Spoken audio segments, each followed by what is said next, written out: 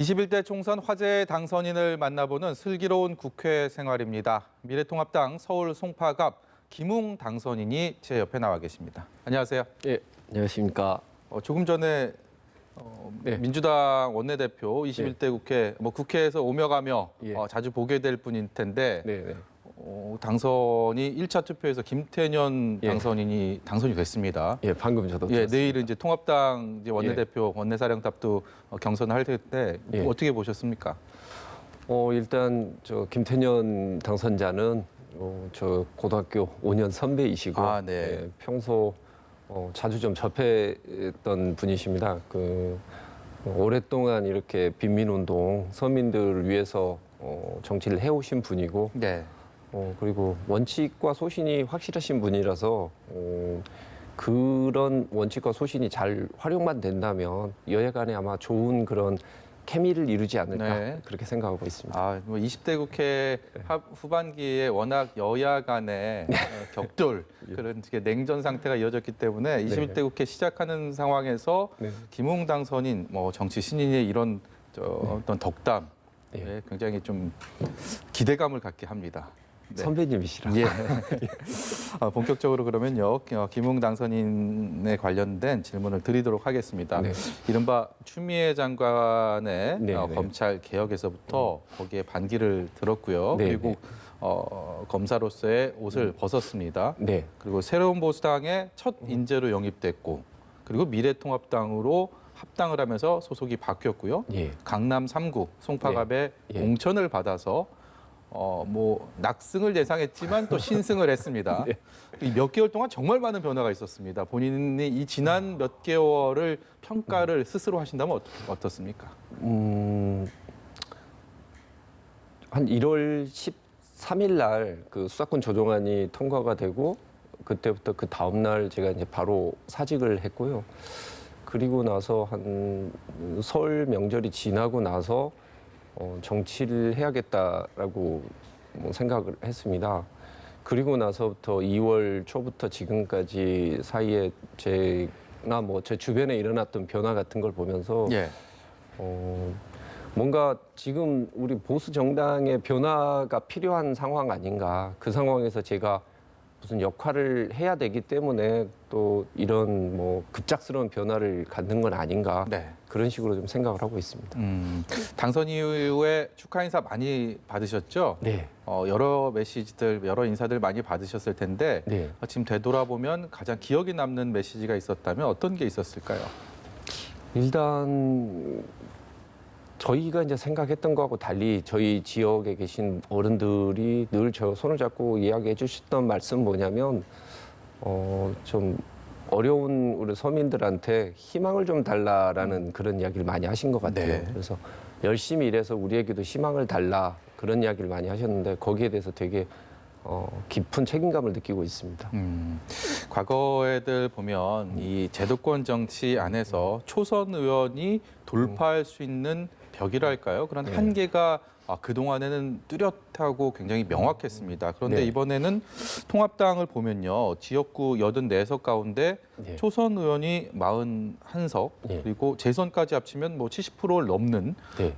이렇게 이른바 정치권에서 흔히 말하는 물갈이가 완전히 네. 진행된 상황이라서 네. 그 어느 때보다 기존의 한계를 돌파할 수 있는 어떤 발판은 마련된 것 같다라는 평가가 많습니다. 본인은 어떻게 생각하십니까?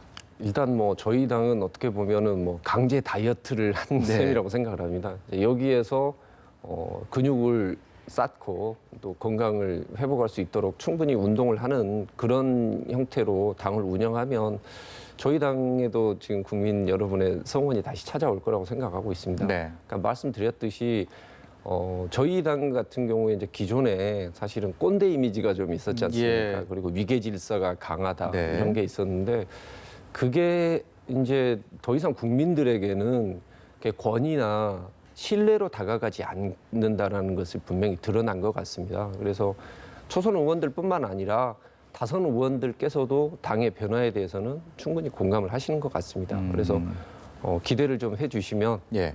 저희 당이 분명 변화된 모습을 보일 거라고 생각합니다. 그 기대를 말씀하셨고 예. 지금 통합당의 꼰대 이미지를 말씀하셨습니다. 예. 그래서 사실 통합당이 뭐 꼰대 정당 그리고 예. 올드한 이미지가 예. 이번 뭐 미래통합당뿐만이 아니라 전신인 자유한국당이나 뭐 새누리당 계속 이어져 왔던 게 사실입니다. 이전부터 네네. 그래왔고요. 네네. 그래서 19대 총선 앞두고는 제가 기억을 더듬어 보면 새누리당으로 당명 바꾸면서 당색도 바꾸고 젊은 피 수혈을 하면서 뭔가 변하려는 예. 젊은 이미지로 변하려는 그런 노력을 했지만 예. 결국 세월을 돌고 돌아서 제자리에 왔다 이런 뭐 비판적인 시각도 있습니다.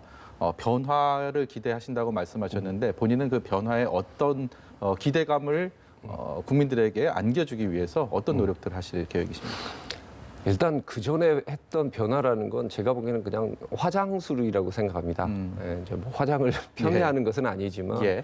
근본적인 변화가 없는 상태에서 색깔만 좀 바꾼 것밖에 안 된다고 생각하거든요. 예. 근본적으로 당이 바꾸기 위해서는 당의 의사결정 구조를 민주적으로 바꿔야 하는 것이고요. 예. 그 당의 기초 토대가 되는 지구당, 예를 들면 그 당협 운영위원회 이런 것들을 어떻게 민주적으로 운영을 할 것이냐. 그러니까 뿌리에서부터 좀 바꾸는 작업이 시작이 돼야 된다고 생각합니다. 네. 구조적으로는 그런 변화가 필요하고요.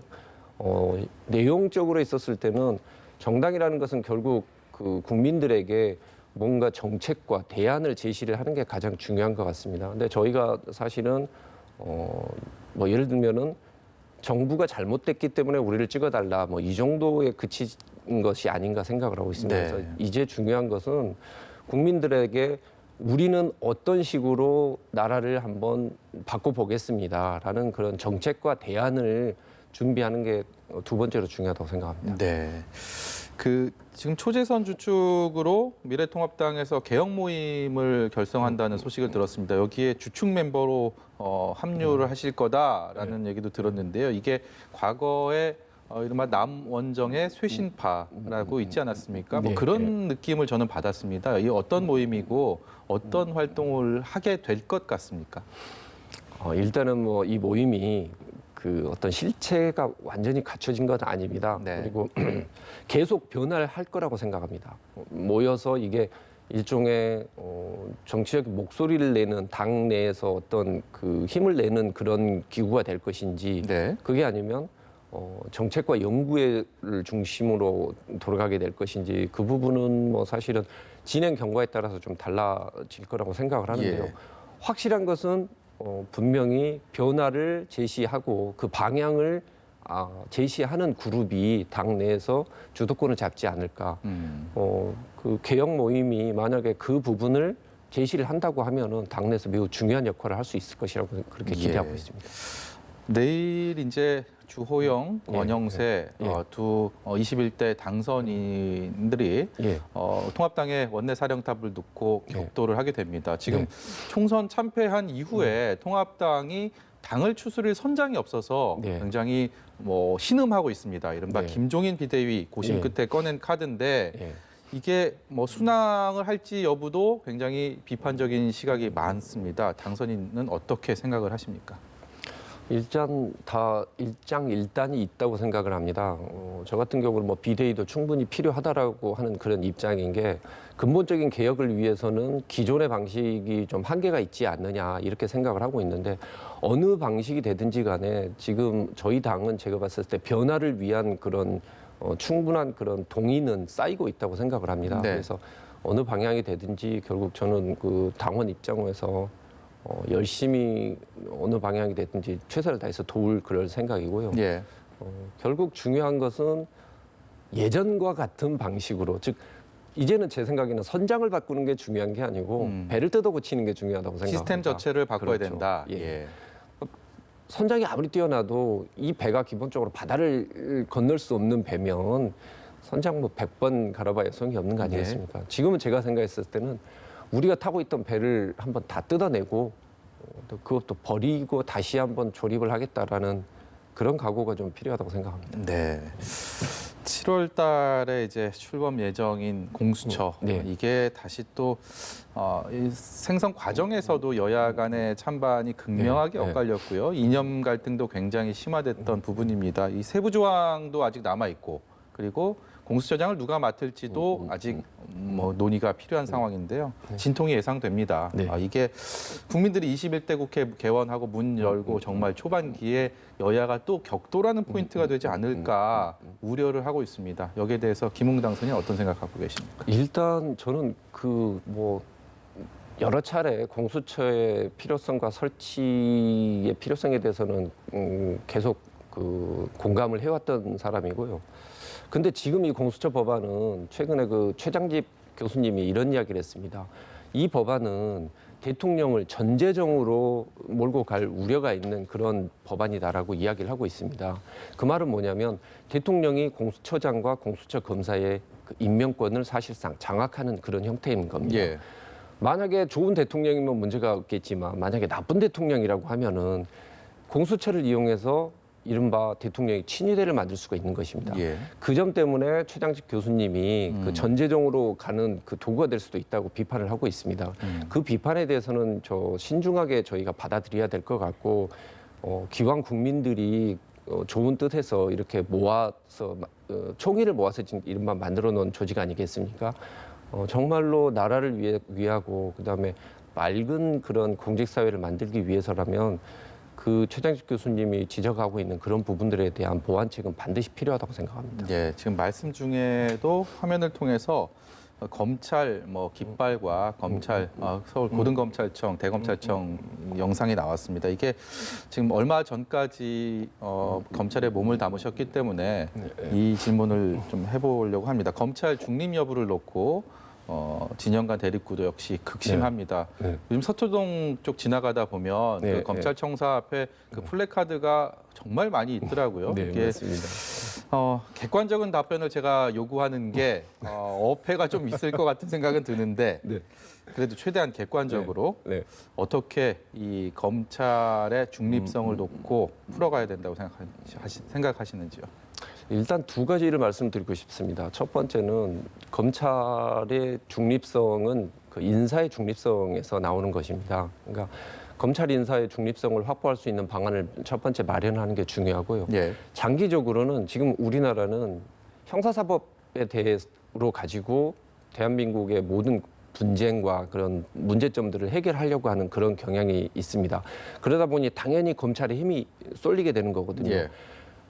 검찰의 중립성도 중요하지만 검찰이나 형사적으로 분쟁을 해결하는 이런 구조에 대해서도 반드시 고쳐야 됩니다. 뭐 예를 들면은 검찰이 직접 수사를 하는 부분은 뭐 권력형 비리 사건이나 아니면 금융 증권 비리 이 정도를 제한하고는 나머지 부분은 사실은 사법 통제에 좀 더 치중을 하고 직접 수사를 대폭 줄이는 방향으로 가서 결국은 갈등을 줄이는 것은 검찰의 본연의 역할을 하도록 만드는 게 두 번째 방법이라고 할 수 있습니다. 예, 비슷한 얘기인데요. 최근에 이제 한 종편 언론사를 둘러싼 검찰과 언론의 유착 의혹이 제기됐습니다. 이게 보도를 통해서 제기되면서 이게 굉장히 여론이 시끌시끌한 그런 하나의 포인트가 됐었는데 검찰 역시도 여기에 대해서 좀 비판의 목소리를 피하지 못하고 있는 상황입니다. 이 사태 본질은 어디에 있다고 보십니까?